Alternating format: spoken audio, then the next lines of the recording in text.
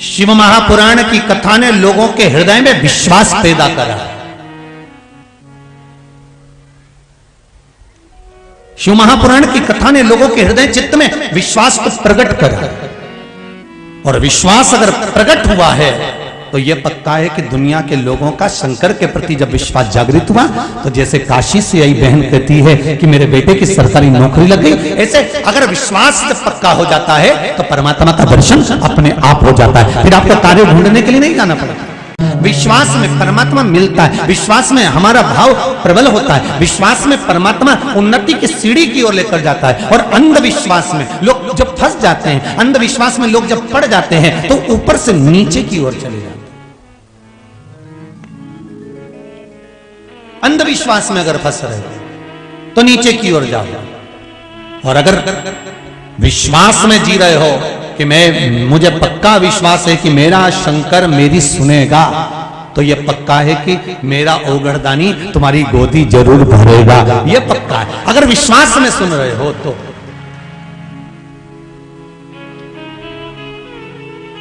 विश्वास हमें हमारे धर्म से भटकने नहीं देता, और अंधविश्वास अपने धर्म से भटका देता है। यह अंधविश्वास और विश्वास में अंतर है। अगर आप सनातनी हो, आप हिंदू हो, सनातन धर्म का पालन करने वाले हो, और आपका विश्वास अगर आपके देवता पर, शंकर पर, राम पर, कृष्ण पर पूर्ण तरह से अगर आपका विश्वास पक्का है, तो यह पक्का है कि आप धर्म को छोड़कर दूसरे धर्म में कभी नहीं जाओगे। और अगर अंधविश्वास में फंस गए तो फिर आप चले गए। अंधविश्वास में अगर फंस गए तो फिर गए। इसलिए विश्वास नहीं टूटना चाहिए, विश्वास ना टूटे। शंकर जी के मंदिर में अगर एक लोटा पानी चढ़ाने के लिए जा रहा है, ये गजेंद्रासुर की कथा आ रही है। गजेंद्र असुर है, राक्षस प्रवृत्ति का है, पर तप साधना इतनी प्रबल थी कि भगवान शंकर से वर मांगने के लिए उसने तप करा। और तप करते करते एक दिन भगवान शिव उसके सम्मुख में प्रकट हो। मांग रहे गजेंद्र, तुझे क्या चाहिए, क्या चाहता है तू गजेंद्र? गजेंद्र कहता है, प्रभु बस इतनी कृपा कर दो कि मुझे जब जब आपकी जरूरत पड़े तब तब आप मेरे लिए दौड़ के आ जाना, बस मैं बुलाऊं आपको और आप आ जाना। और देखिए जरा, आप रोज भगवान के मंदिर जाना तो चालू करो। आप रोज नहीं तो सोमवार की सोमवार नहीं बने तो प्रदोष की प्रदोष नहीं बने तो शिवरात्रि की शिवरात्रि हर महीने आती है। कम से कम एक लोटा पानी चढ़ाना तो चालू करो। जब हम उसके दरवाजे पर जाकर उससे निवेदन कर आएंगे तो ये विश्वास पक्का रखना कि वो भी हमारे दरवाजे तक जरूर आएगा और हमारा कल्याण कर जाएगा।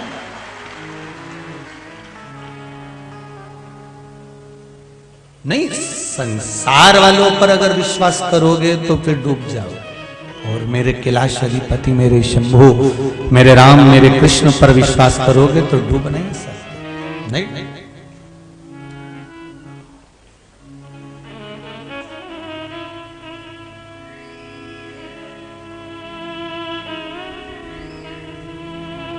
अरे अपने जीवन को मस्ती में जियो, अलमस्ती में जियो, पर जबरदस्ती में मत जियो। मनुष्य की जो देह मिली है इसको आनंदित कर कर जीना है। मनुष्य की जो देह मिली है इसको एक आनंद के साथ जीना है। कई लोगों को तो ये भी नहीं मालूम रहे बाबा कि हमारा जन्म क्यों हुआ है। सुबह से उठ जाओ, मुंडा धो लो, चाय पी लो, खेत चले जाओ, खलियान चले जाओ, सारा गाय भैंस ने अवेर लो, चारा मरा दे दो, खेती पे से आओ, वापिस 2 रोटी खा लो, खटिया पड़ी आम के पेड़ के नीचे पड़ी जाओ, और पड़ी जाओ ने फिर उठो वापसी, और वापिस उठ के ने फिर अपना कई ढूंढाई ने सुपाड़ी पड़ी जेब में से निकलने कतर ली ने मली ली, कई का तो लेकर भी बैठा हो। कहीं कहीं तो लेके भी बैठा होगा, इंतजार कर रहा होगा महाराज जी जैसे ही भजन गाए और ये फटकी मारे, और जैसे ही महाराज जी बोले हार हार, ये तो कहीं का तो तैयारी में बैठा होगा, ऐसा नहीं कहीं बैठा होगा। अब तो शिव कथा कह रहे हैं, शंकर भगवान का अनुमोदन कर रहा है। हमें ये भी नहीं मालूम क्यों जी रहा। सुबह से उठे, मुंडा धोया, चाय पी, रोटी खली, तो एक रोटी अच्छी बढ़िया जोरदार निपटा निपटू के गुड़ के साथ नया गुड़ आया है तो चकाचक खूब खा पी के और खेत खलियान गए ने, शाम के आए ने, फिर काम में लग गए ने, फिर काम में लगे ने, रात के फिर दो चार रोटी निपटा निपटू के नहीं सोई गया ना खटिया पे। अब इसको यही नहीं मालूम कि हमारा जन्म क्यों हुआ। अरे माता के गर्भ में उल्टे लटके हुए थे और भगवान से ये दोनों मुष्टिकाएं बंद थी और प्रार्थना करी जा रही थी कि हमें माता के गर्भ से बाहर निकाल दे।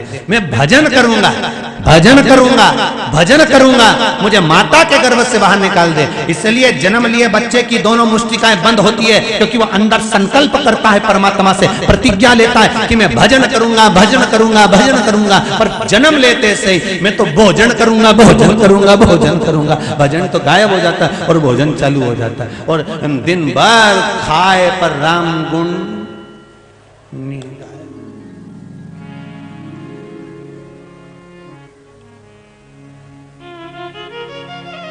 अरे भाई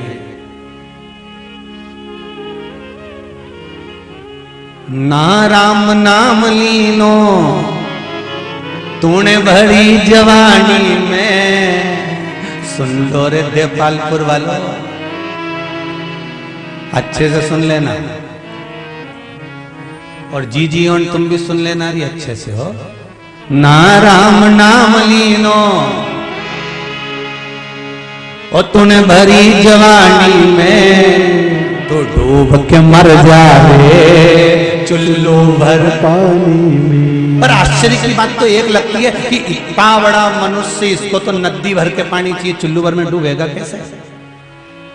इतने बड़े मनुष्य को तो नदी भर पानी चाहिए, चुल्लू भर में कैसे मरेगा? तो शिव महापुराण की कथा कहती है जो मनुष्य का शरीर लेने के बाद में, मानव की देह प्राप्त करने के बाद में भी भगवान का भजन नहीं करता, राम और कृष्ण का स्मरण नहीं करता, शंकर जी के मंदिर पर जाकर एक लोटा पानी नहीं चढ़ाता, शिव का स्मरण नहीं करता, कभी शंकर के मंदिर में जाकर घंटी का नाद नहीं करता, कभी शिव मंदिर में जाकर अपना माथा नहीं झुकाता, वो मनुष्य मनुष्य नहीं होता, एक कीड़ा हो जाता है और कीड़ा चुल्लू भर पानी में डूब के मर जाता। वो मनुष्य नहीं है, वो एक कीड़े की तरह है।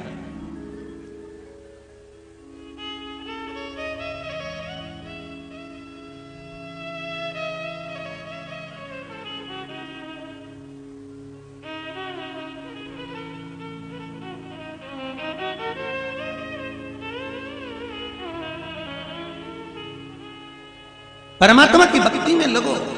ना राम नाम लीनो तूने भरी जवानी में, तू डूब के मर जा रे चुल्लू भर पानी में, तू डूब के मर जा रे चुल्लू भर पानी में। बड़ा बड़ा मुश्किल से तो मनुष्य देह मिला, और मानव का शरीर इतनी मुश्किल से मिला, और उसको भी पाने के बाद हम यूं ही गंवा दे तो हमारी जिंदगी बेकार, तो किस काम की बात?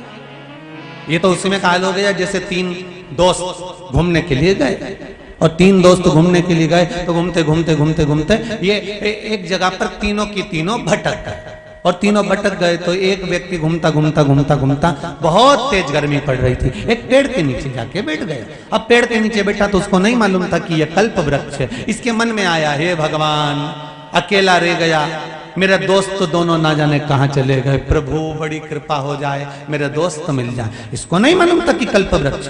इतनी देर में दोनों दोस्त इसके वहां सामने आ गए, बड़ा खुश हो गया। क्यों रे तुम दोनों कहां रह गए थे? अरे भाई हम तो खुद भटक गए थे। अच्छा हाँ, दोनों मिल गए। अब इनके तीनों के मन में आया, हे भगवान भूख बहुत तेज लग रही है, कुछ कृपा कर दो, ऐसा लग रहा है कहीं से खीर खाने को मिल जाए तो हमारी जिंदगी संवर जाए। इतनी देर में इनको क्या मालूम था कि कल्प वृक्ष के नीचे बैठे हो। इतने देर में खीर का एक हंडा आ गया।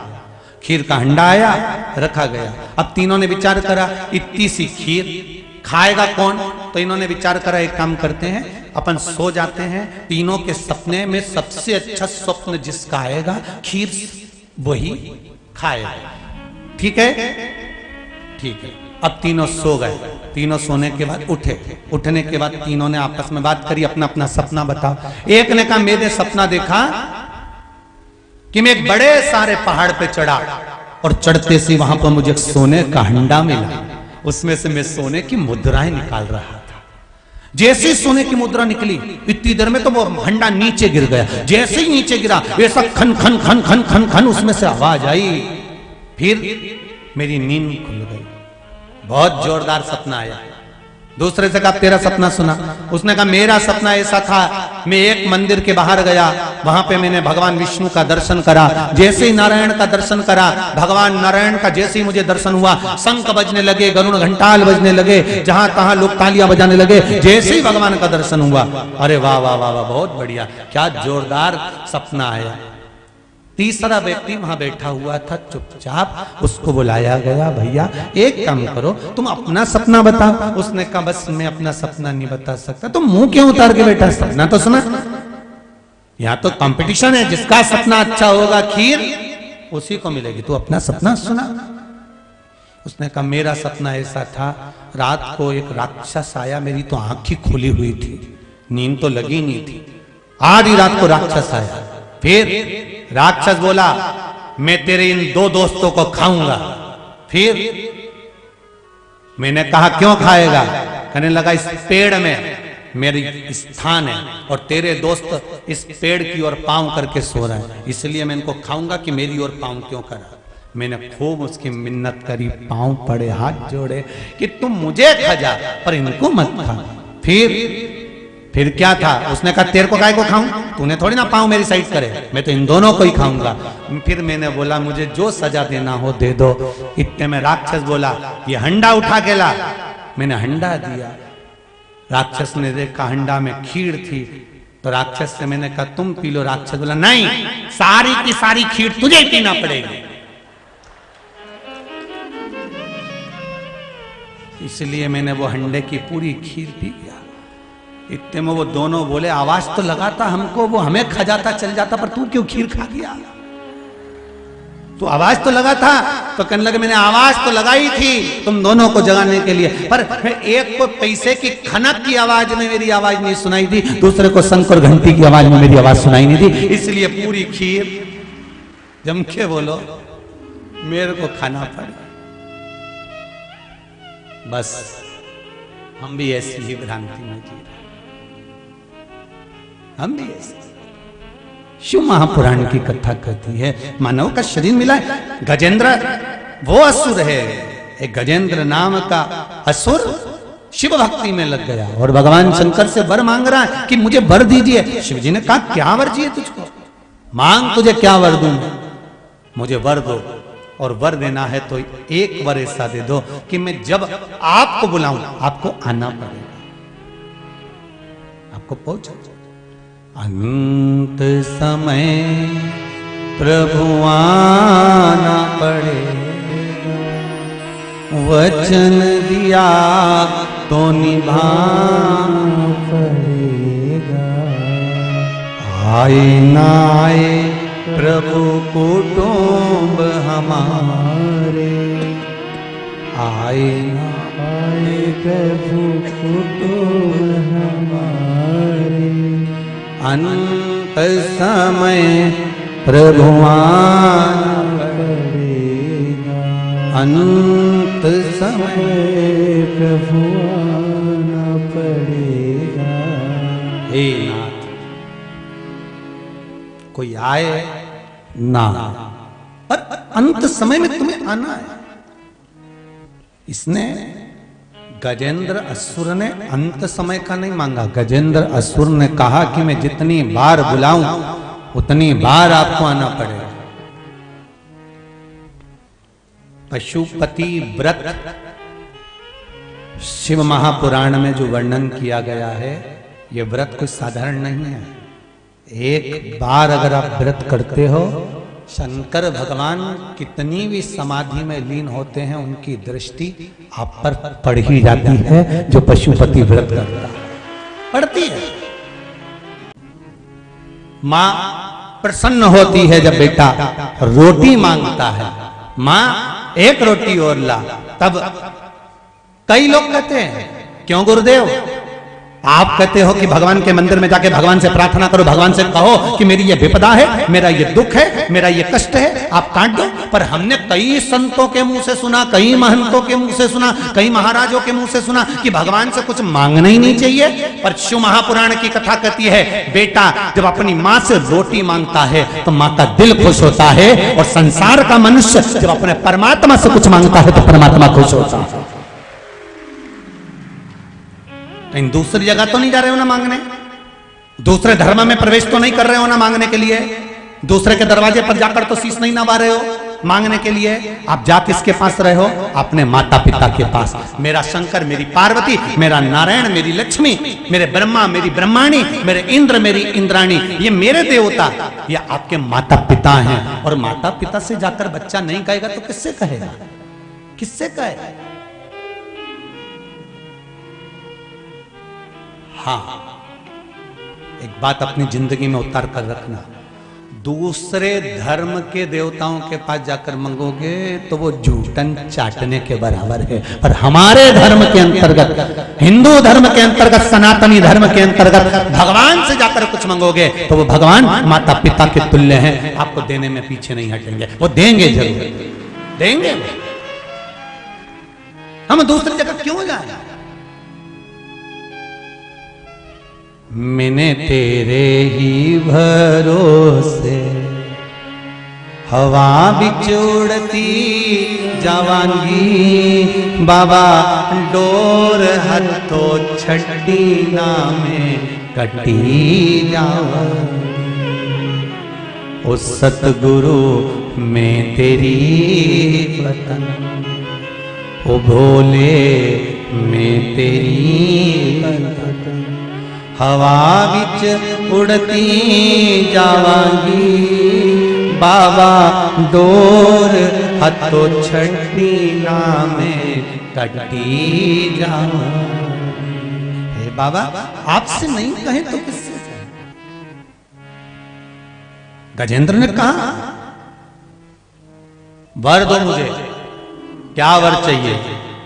जब मैं आपको बुलाऊं आपको आना पड़ेगा।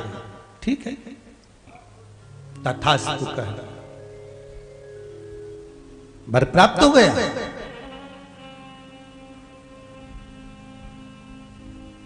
पशुपति व्रत और शिव महापुराण का मूल मंत्र श्री, सब बोलिए जरा, श्री, अरे साथ में बोलिए, आगे आगे ना बोलिए, श्री शिवाय नमस्तुभ्यम।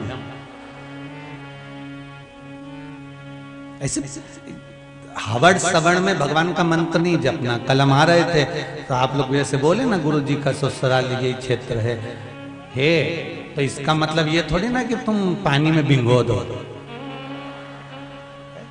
कल आ रहे थे तो खजूरिया में 2-4 जगह पे लोगों ने तकत मकत लगा के स्टेज में स्टेज ना, चिंटू भैया ही करवाते रहते, भगवान जाने क्या क्या करवा दे, इनका कोई भरोसा नहीं। अब ये वहां पर बेचारी एक माँ पांव धोने के लिए कहीं थाली लाई, लोटा लाई, हमको क्या मालूम था कि पांव धोएगी कि मुंडा धोएगी। मुंह में कंकु भी था, चंदन भी था। अब वो इतनी भीड़ तो थाली ली ने ऊपर,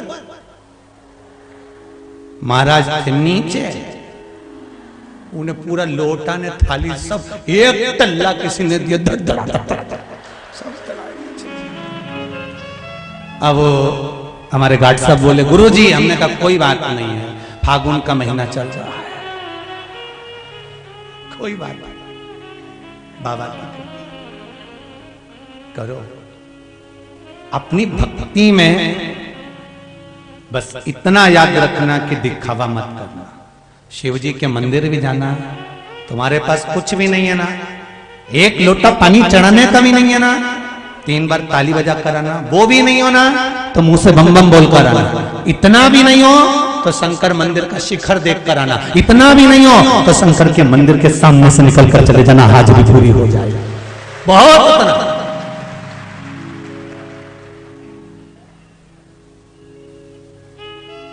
शंकर को आपका धन दौलत संपदा सत्ता कुछ नहीं चाहिए।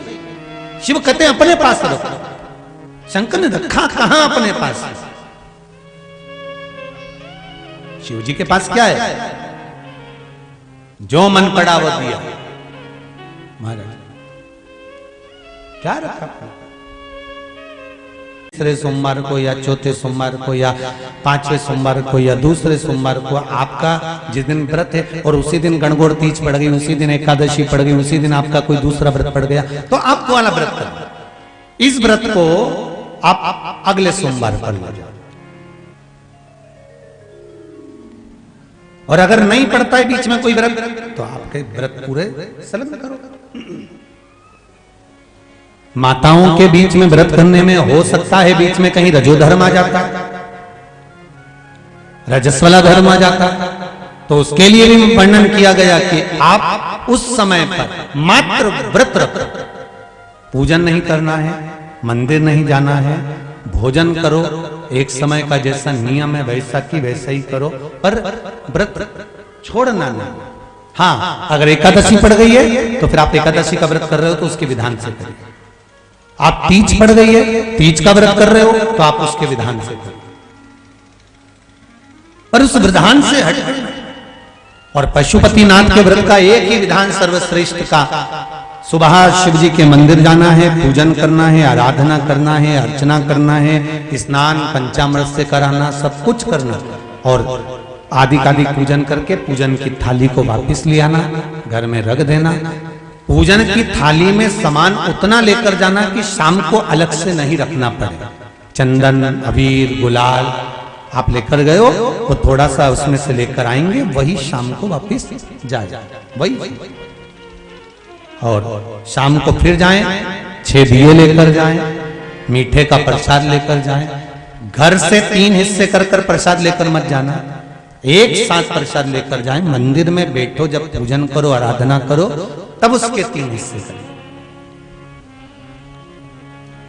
शाम के समय पर दूध दही से स्नान नहीं कराना है। शाम के समय पर मात्र जल का छींटा, अगर पंचामृत रखा है तो पंचामृत का छींटा दे दीजिए, फिर जल का छींटा दे दीजिए, क्योंकि शाम के समय पर बाबा का श्रृंगार हो जाता है। कई मंदिरों में आप लोग अगर चढ़ाएंगे तो पंडित जी को तकलीफ हो सकती है कि अभी हमने श्रृंगार करा। बाबा का पूजन अर्चना करो, चंदन, अबीर, गुलाल जो चढ़ाना है चढ़ाए, बेलपत्र, धतूर आदि जो भी चढ़ाना है बाबा को चढ़ाए। प्रसाद के 3 हिस्से कर दो, 5 दिए शिव जी के सामने बाबा से दूरी पर। ऐसा नहीं कि बाबा का, जो कई लोगों की आदत होती है कि जहां पर शंकर भगवान का जो जलाधारी होती है, पार्वती जी का जो स्थान होता है, जो पीठ होती है ना जिसपे शिवलिंग रखा होता है, ये पीठ माता पार्वती जी का हस्तकमल है, मां जगज्जननी जगदम्बा का स्वरूप है ये पीठ। इस पे दिया नहीं रखना। 3 हिस्से भी अगर प्रसाद के करो तो इस पीठ पे नहीं रखना, आपको जमीन पर रखना, नीचे रखना। भगवान शंकर की पीठ पे नहीं रखना। जहां जलाधारी होती है उस पर शिवलिंग रखा होता है, तो इस पीठ पर आपको कोई प्रसाद वगैरह नहीं, प्रसाद जमीन पर रखिए, नीचे रखिए। आप जो दोना है, जो कागज है, दोना है, प्लेट है, जो है उसमें 3 हिस्से करके आप रख भूमि पर, पीठ के ऊपर नहीं रखना। दिया भी पीठ पर नहीं रखना, दिया भी दूर लगाना है बाबा से।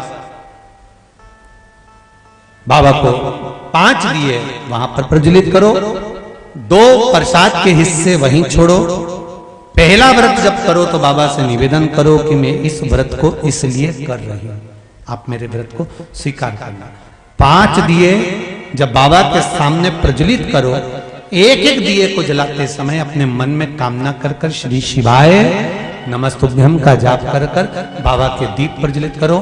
फिर बाबा को नमन कर कर एक दिया वापस लेकर, जिस दिए को आपने लगाया नहीं है, प्रज्वलित नहीं करा, उस दिए को लाइए। मीठे का एक हिस्सा प्रसाद का लेकर चलिए। घर के दरवाजे पर आप घर में जहां प्रवेश कर रहे हो, घर के अंदर प्रवेश कर रहे हो, जा रहे हो, आपका सीधा हाथ, जाते समय सीधा हाथ, अंदर में प्रवेश करते समय सीधा हाथ जहां पड़े, उस सीधे हाथ की ओर बैठकर अपने घर की ओर मुख कर कर बड़े आनंद के साथ छठे नंबर का दिया प्रज्वलित कर दो और छठा दिया प्रज्वलित कर कर बाबा से निवेदन करो, बाबा ये घर का द्वार है, आपका इंतजार है, मेरे मन की यह कामना है, मेरे भोलेनाथ इसको पूर्ण करना, मैंने पशुपति व्रत लिए हैं, आपके लिए हैं, आप कृपा करना।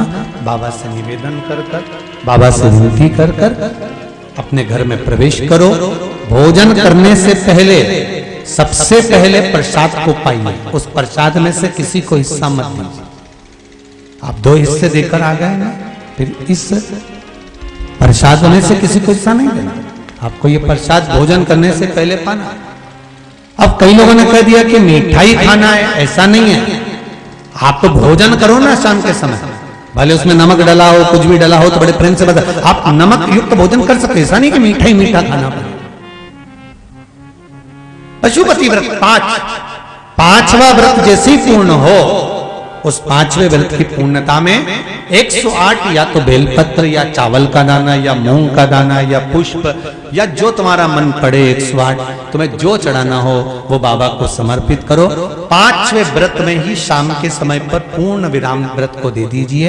एक श्रीफल पर कुछ भेंट रखकर 11 रुपए आदि जो भी रखना हो आपकी मर्जी है वो रखकर हथेली में वो नरियल बाबा से विनय कर कर समर्पित कर दो और बाबा से बोलकर आवाज, मेरे 5 व्रत पूर्ण हुए बाबा, आप मेरी मनोकामना पूर्ण करना, देना अधिदेव महादेव मेरी झोली भर देना। बस बाबा से ये प्रार्थना करें।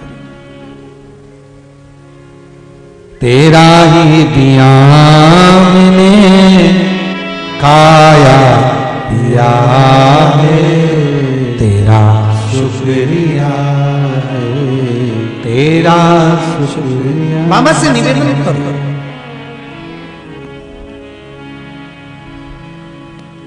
और पशुपति व्रत में दिखावा नहीं करना,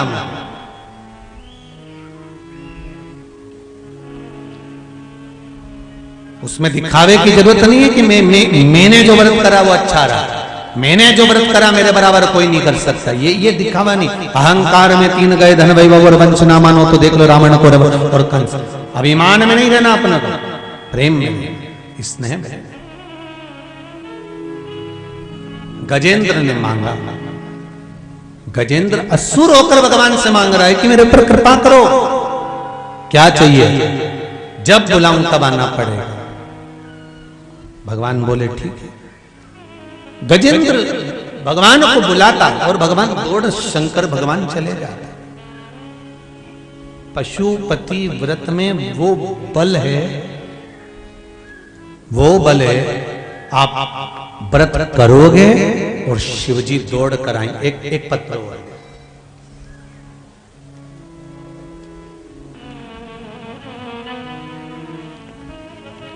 श्वेता चौधरी हैं, नाथद्वारा से आई हैं। आप ही हैं बेटा? दोनों हाथ उठाकर एक बार हर हर महादेव को, हर हर महादेव। नाथद्वारा से आपको पहले तो प्रणाम कि मेरे श्री जी बाबा की पावन धरा नाथद्वारा से आप आई हैं, आपको नमन करता हूं। नाथद्वारा से मैं आई हूं। गुरुदेव बाबा की ऐसी कृपा हुई, चर्म रोग की तकलीफ हो गई थी। गुरुदेव बहुत परेशान हो गए थे, दवाइयां गोलियां सब चल रही थी। अहमदाबाद में इलाज भी चला। गुरुदेव तब जब अहमदाबाद में इलाज करवाने के लिए गए, बेटा आपने लिखा है, अहमदाबाद में इलाज करवाने के लिए गए, तब मेरी मौसी ने मुझे पशुपतिनाथ व्रत का वर्णन किया और मैंने उस व्रत को प्रारंभ किया। डॉक्टर भी आश्चर्य में हैं, आप पत्र में लिख रही हैं। डॉक्टर भी आश्चर्य में है कि बिना दवाई गोली के फिर ये चर्म रोग ठीक कैसे हो गया। मैं पूर्ण तरह से ठीक हो चुकी हूं, अब कोई रोग नहीं बचा। बैठ जाओ बेटा, हर हर महादेव। अब कोई रोग नहीं बचा गुरुदेव, पूर्ण तरह से मैं स्वस्थ हो चुका। ये शिव है, ये शंकर है।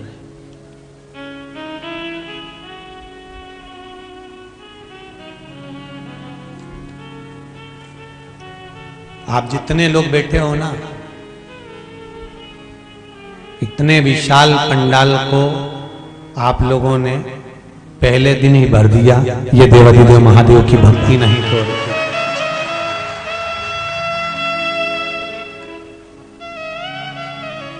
ये शिव आराधना नहीं तो क्या है?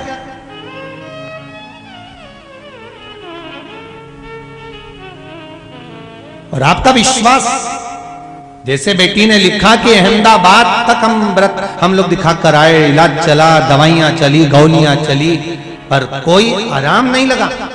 अंत बिंदु था कि किसी ने प्रेरणा दे दी, और प्रेरणा दी शिव आराधना।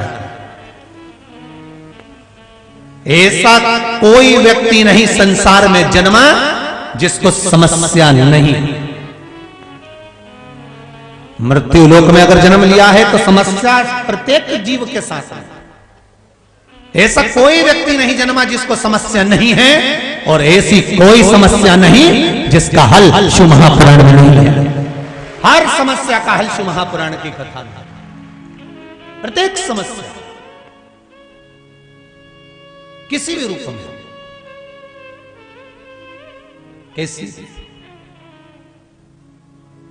अब सौंप दिया इस जीवन का सब भार तुम्हारे हाथों में, हे हार तुम्हारे हाथों में, और जीत तुम्हारे हाथों में।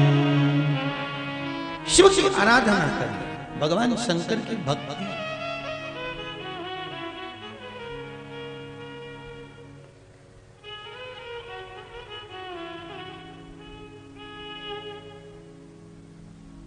धारण तो करो शिव की भक्ति।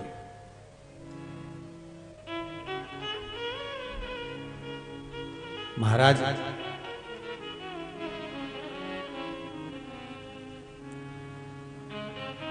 आप शिव आराधना का एक स्मरण कर कर देखकर,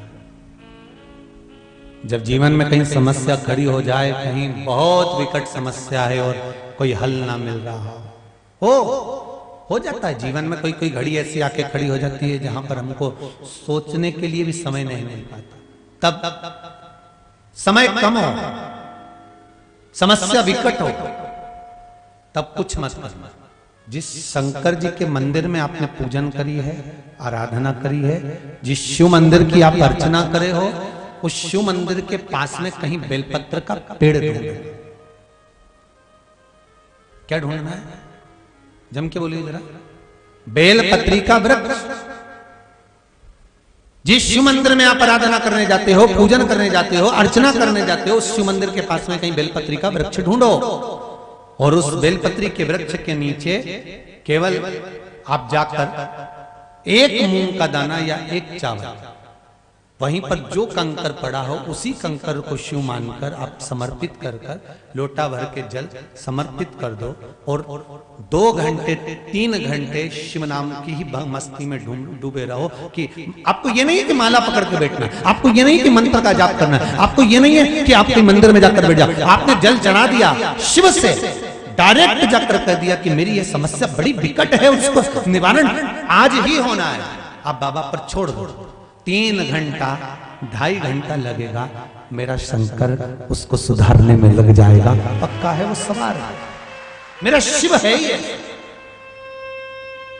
अब कहो उससे दिल की बात, वो सुनता है।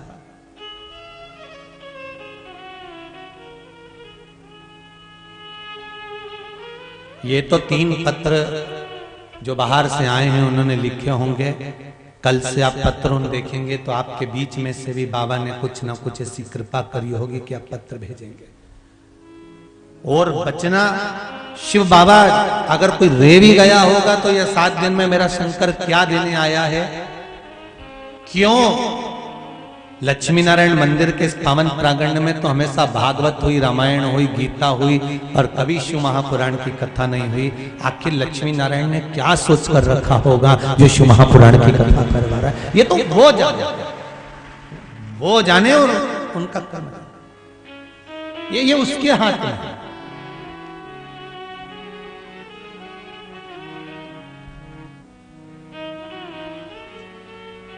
और फिर निवेदन करूंगा देपालपुर वालों, बड़े किस्मत वाले हो साहब जो मेरे शंकर की कथा मिली है आपको, बड़े भाग्यशाली। स्वयं शिव की कथा, बड़े भाग्यशाली हो, बड़े भाग्यशाली। सहज नहीं है मेरा शंभु। गजेंद्र मांग रहा है कि मैं आपको बार बार बुलाऊं, तो आपको बार बार आना पड़ेगा। भगवान का ठीक है मैं आ जाऊंगा, आप बुलाओ तो सही, आप दिल से रिझाओ तो। मेरा शंकर तो आने को तैयार बैठा। ब्रह्मा ब्रह्मलोक में, भगवान विष्णु वैकुंठ लोक में, पर मृत्यु लोक का कोई अधिपति है तो वो देव अधिदेव महादेव हैं। बहुत जल्दी दौड़कर सामने आके खड़े हो जाते हैं कि मांग ले तुझे क्या चाहिए। भगवान शिव को गजेंद्र बार बार बुलाने लगा, भगवान शंकर बार बार आने लगे। ये देखा तो देवऋषि नारद को अच्छा नहीं लगा, देवऋषि नारद को ये ठीक नहीं लगा।